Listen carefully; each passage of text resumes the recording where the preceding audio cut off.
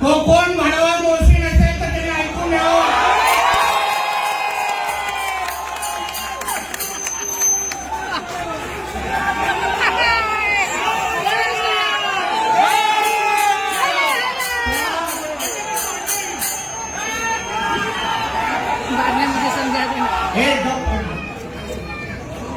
मौसम अगर सुन रहा होगा तो अच्छी तरह से सुन.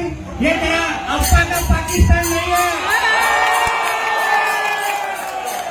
ये मेरे महादेव का हिंदुस्तान है, हिंदुस्तान. और वहां पे मेरे किसी भी हिंदू समाज को कोई भी मेरे बहनों की तरफ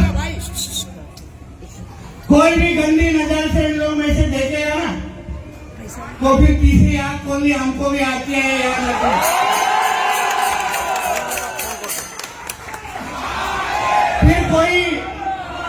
फिर कोई शुक्रवार को मदद करने नहीं आएगा तुम लोग.